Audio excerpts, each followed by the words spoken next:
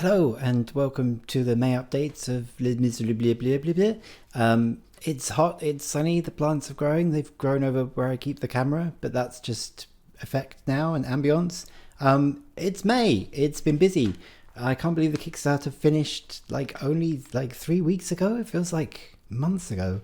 Thank you all so much for backing. It's been incredible. We've got 20 grand out of that now and 502 backers, which is amazing. It's really the people who, that number is just it's just amazing to me, like the number of people who are willing to put their faith in the project. So super excited that that's all over. It's been a ton of paperwork and stuff sorting out since then. There are still some late rewards, so you can still buy some of the physical boxes until they run out. We're not going to do a massive run of those, so there aren't a lot left. They sold really well. Since then, it's just been a lot of paperwork and getting bits and pieces sorted on the finance side of things. It's one of the dull things about kind of like a big computer game project like this. Like, it ends up being, just as much paperwork as it is fun, creative stuff. But that's fine, because I don't have to tell you about any of that. You don't have to listen to any of that. I have to do the work. But I just get to tell you about the pretty things. So let's do that instead. Oh yeah, we updated the demo. That was kind of like a big thing. We've had like 200 people play now in like physical in-person events. We also had like Debug Festival this month. We've had ECGX in Edinburgh this month. So it's great watching people play and break things and have feedbacks and comments and suggestions. And I just want to point out that there's a lot of stuff that's not in the demo from Act 1. Like, there's a lot of puzzles. There's one about like wine, ordering the wine, which is my funniest thing in the game so far. I really like it. And yes, you can interact with Clammy's doll, but not in the demo. And of course, the heads off like mini game isn't in the demo, but will be. So Act 1 actually ends up like being quite a bit longer than the demo is, but it works pretty well for something like, on a show floor where people have got like 20 minutes to play. Well, like 5 minutes to play, and they end up sitting for 20 minutes. So it's great. Let's just look at the pretty stuff. So we've got loads of new backgrounds. So Back Alley Daycare. We've got the back alley now, all coloured. And this is one of those ones where like you want it to feel like a bit dark and gloomy. So we went a bit further on that respect. So that's looking great. We've got this is a sneak peek of the balloon park. This is just like the layout sketch for now. There's definitely going to be some intriguing puzzles to go on here. Updated versions of the barricades, so you can see like a little bit of what they look like front and back. We've also got beautiful stuff from like the inside of Notre Dame. We've now got color rough, which is basically just kind of like sketching out the areas of color and what those areas are going to look like. And again, it's one of those things that our trip to Paris and some of these reference pictures that we have been so important in kind of capturing the mood and the color, as well as kind of like bits of the layout. And like we took pictures of like hinges and doors and textures of the floor and walls, because that, you'll see when we get to the final paint, that really kind of comes out in this stuff. It's not the kind of pictures that most tourists take when they go around Paris, but we spend a lot of time taking pictures of like walls and floors. But there you go, each to their own. And also we've got the final paint now for the street, the main street in the game. I'll just let this pan out. I mean, it's just beautiful.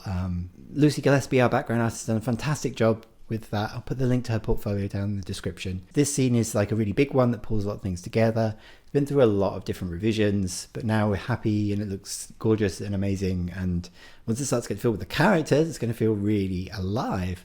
So let's talk about some of the other characters that we've managed to add this month. So we've also got the Hatter. Went through quite a few revisions. So the Hatter is kind of involved with the Haitian Revolution, so there's a lot of backstory going on with her character, so it's important to get her look right.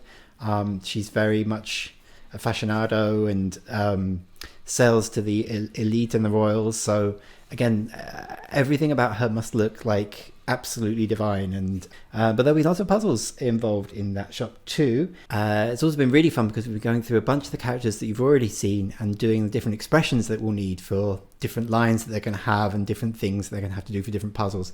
The Hatter is kind of based on Renee a little bit from Allo Allo, so that kind of same kind of like exacerbated like panic and madness is very important to capture for his characters. These are really fun. And then one of the last stretch goals on Kickstarter was to add an extra character, an extra scene. We don't have a sketch of the scene yet, but we do have Gravosh. I don't know how you pronounce his name. He's not going to be called that in the game. He's going to have a different name. Yeah, a little boy waif who runs around the street doing odd jobby type things. Kind of a Dickensian character as well, I think. Borrows a lot from kind of like Oliver Twist type stories as well. Yeah, he's going to have lots of fun stuff, and it's great that we were able to add him, because it's a lot of extra work adding another speaking character who's got to have like all the animations and movements and things. As all this stuff is kind of being hand drawn, it just takes so long to do all these different animations. Yeah, so now we've got the Kickstarter money in. It's been great because we've been able to reach out to a bunch of other voice actors that we wanted to work with. So new people coming on board for that every day. We really need to get on, start kind of like finalizing the script for Act 2. But that'll come together. That'll start coming together basically like next month. We'll do quite a lot of the chunk of writing for that. So it's going to get to a stage where there's not a lot of stuff to kind of like give sneak peeks on that's not too spoilery. Yeah, as a final recap now, all the fun stuff that the Kickstarter allows us to add. So German and French voiceover now. We'll have Spanish and Portuguese dub. We'll have a port for the Switch, which is really awesome because loads of people play point-and-click adventure games on the Switch, and it's a lovely little platform. We'll be able to do a live recording of the soundtrack, and we've already started kind of reaching out to some of the producers and musicians that we can make that happen with.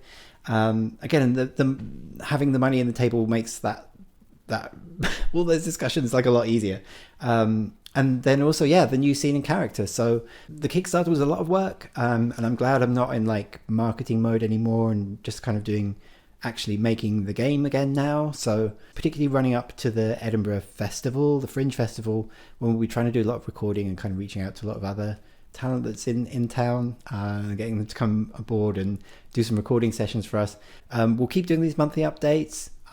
Do keep spreading the word. If you've not wishlisted the game already, why ever not? Go wishlist it. It's free. It's good for you. It's good for us. Yeah. Vive la revolution.